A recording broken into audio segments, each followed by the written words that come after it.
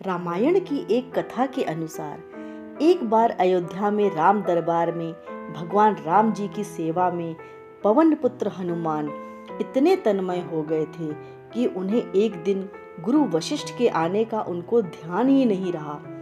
राम दरबार में सभी ने उठकर उनका अभिवादन किया, लेकिन हनुमान जी नहीं कर पाए। इस पर वशिष्ठ जी को अपने अनादर होने पर उन्हें अपमान महसूस हुआ और उन्हें क्रोध आ गया। तब फिर उन्होंने राम दरबार की सभा में श्री राम जी से कहा कि राम, गुरु का भरे दरबार में अभिवादन नहीं कर अपमान करने पर क्या सजा होनी चाहिए।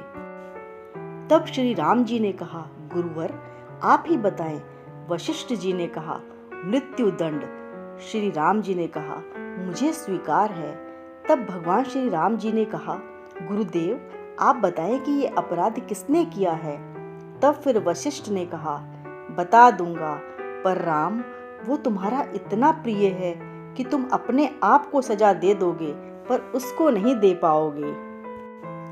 तब फिर श्री राम जी ने गुरु वशिष्ठ से कहा, गुरुदेव राम के लिए सब समान हैं। मैंने सीता जैसी पत्नी का सहर्ष त्याग धर्म और मर्यादा की रक्षा के लिए कर दिया, तब फिर भी आप मुझ पे संशय कर रहे हैं। गुरु वशिष्ठ बोले, नहीं राम, मुझे तुम्हारे ऊपर संशय नहीं है, पर मुझे दंड के परिपूर्ण होने पर संशय है।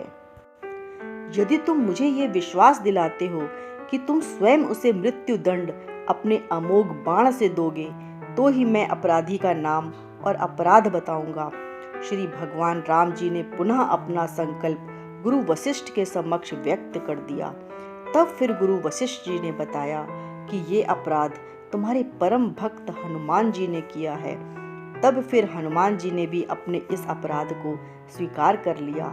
तब फिर भगवान राम ने दरबार में घोषणा कर दी कि कल संध्या काल में सरयू के तट पर हनुमान जी को मैं स्वयं अपने अमोघ बाण से मृत्यु दंड दूंगा। इस बात की घोषणा पर हनुमान जी अपनी माता के पास चले गए। हनुमान जी के घर आने पर उदासी की अवस्था में माता अंजनी ने देखा तो वो हैरान रह गई कि मेरा लाल, वीरों का वीर महावीर, अतुलित बल का स्वामी, ज्ञान का भंडार आज इस अवस्था में क्यों है।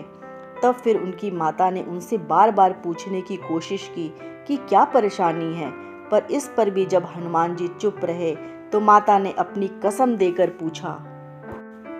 तब हनुमान जी ने अपनी माता को सारी बात बताई और फिर हनुमान जी ने अपनी माता से कहा कि माता, आप तो जानती हैं कि हनुमान को संपूर्ण ब्रह्मांड में कोई नहीं मार सकता, पर भगवान श्री राम के अमोघ शस्त्र के बाण से भी कोई बच नहीं सकता। तब फिर उनकी माता ने हनुमान जी से कहा कि हनुमान, मैंने भगवान शंकर से राम मंत्र प्राप्त किया था और तुम्हें भी जन्म के साथ ही ये राम घुट्टी में पिलाया था, जिसके फलस्वरूप से आज तुम भगवान राम के सबसे श्रेष्ठ और प्रिय भगत हो, और जिसके प्रताप से तुमने बचपन में ही सूर्य देव को एक फल समझकर मुख में ले लिया था। उस राम नाम के होते हुए हनुमान, कोई भी तुम्हारा बाल भी बांका नहीं कर सकता, चाहे वो राम स्वयं ही क्यों ना हो। राम नाम की शक्ति के सामने राम की शक्ति और राम के अमोघ बाण की शक्तियां महत्वहीन हो जाएंगी। जाओ हनुमान, अभी से सरयू के तट पर जाकर राम नाम का उच्चारण करना आरंभ कर दो।